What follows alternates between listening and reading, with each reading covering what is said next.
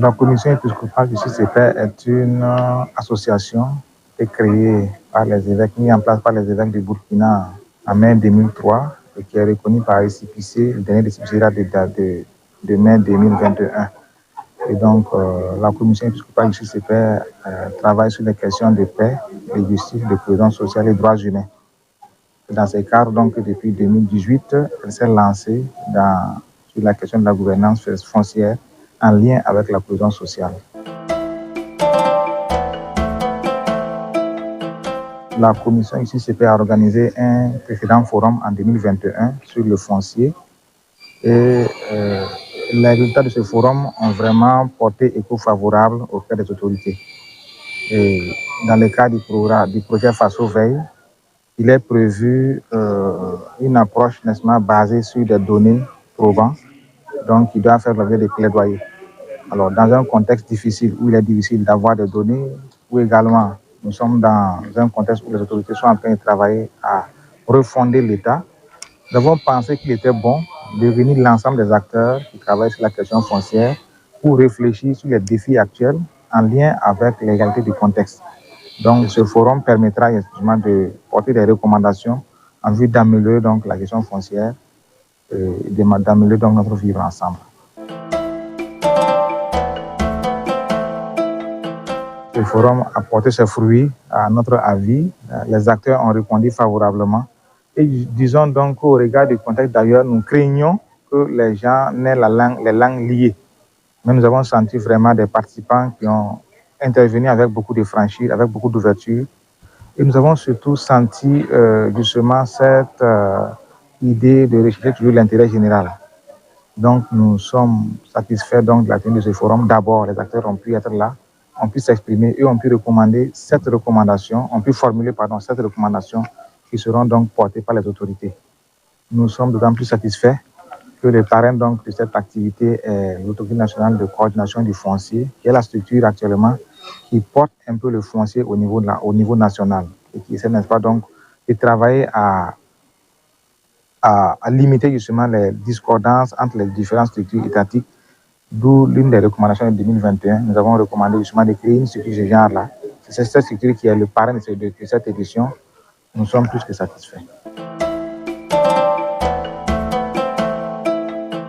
Au cours de ce forum, il est ressorti vraiment la nécessité de travailler à ce que cette digitalisation se porte bien. Que la numérisation donc, du foncier n'entraîne pas d'autres travers comme la fraude. Également la question justement de la formation des populations et des acteurs du foncier sur les textes en lien avec la matière ont été relevés avec beaucoup de force. Beaucoup de textes existent, mais sont ignorés et par les acteurs et par les populations elles-mêmes. Nous avons donc plaidé pour que les textes juridiques soient beaucoup plus opérationnels et qu'on puisse travailler à éviter l'inachèvement juridique que nous connaissons au Burkina Faso depuis des années. Alors donc, ce qui a été ressorti également comme défi majeur, disons, c'est la question donc, du facteur humain dans la gestion foncière. Il est ressorti de façon claire que le Burkina Faso dispose de beaucoup de textes très parfaits, mais qui ne sont pas mis en œuvre de façon essentielle. Nous avons donc les discours qui ont invité les participants vraiment à être des acteurs réels de la gestion foncière. Le forum a consacré tout un panel justement à la question justement de ces catégories de personnes vulnérables. Donc une communication pour le droit des femmes à la terre, pour le droit de la jeunesse à la terre, également pour les PDI. Et donc nous avons justement essayé de porter toutes ces catégories de personnes-là en lien avec la question donc, de la digitalisation pour savoir si effectivement elles seront prises en compte. Alors les défis qui sont présentés, effectivement, on s'est rendu compte que au regard de la réalité, il ressort que les jeunes n'exploitent pas beaucoup la terre. Mais les jeunes travaillent toujours avec la terre. Et on a déploré le fait que beaucoup de jeunes laissent les champs pour aller dans les sites miniers. Mais il se trouve que les sites miniers également sont sur la terre. Donc, il y a lieu toujours de protéger donc, les droits des jeunes sur la terre. Relativement aux femmes, il est ressorti clairement, et c'est une recommandation forte de ce forum-là, qu'il puisse être organisé un forum sur le thème femmes et droits fonciers. Parce qu'il y a eu des débats très houleux dans la salle par rapport à cette question, et il a été recommandé justement qu'il y ait ce forum-là pour tenir compte justement de la vulnérabilité de la femme, mais également pour tenir compte de nos valeurs socio-culturelles. Relativement aux personnes déplacées internes, justement, les textes sont prévus la prise en compte de cette catégorie de personnes-là. Nous avons pensé que c'était vraiment important que tout cela soit vraiment bien fixé pour qu'on puisse avoir la prise en compte des personnes vulnérables puisse être vraiment assez holistique.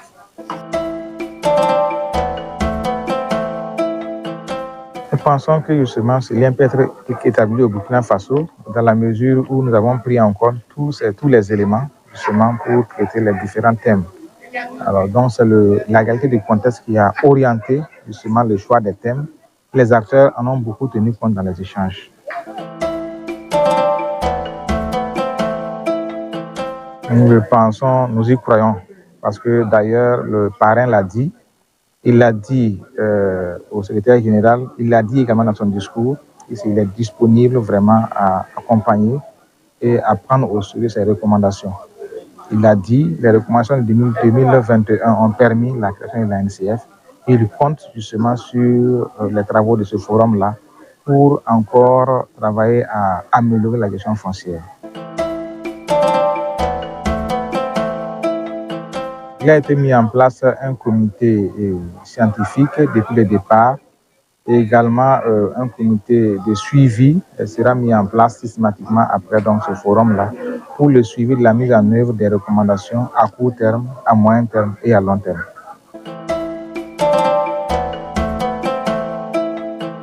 C'est déjà un mot de merci. Merci d'abord à nos partenaires. Merci également à tous les acteurs qui ont répondu favorablement à l'appel, comme l'a dit notre secrétaire général. Merci à Dieu également qui a permis que l'activité puisse se tenir. Et nous prions, nous en merci également au parrain de l'activité qui a vraiment pris à bras le corps cette activité. Et nous prions Dieu que nos travaux puissent porter fruit.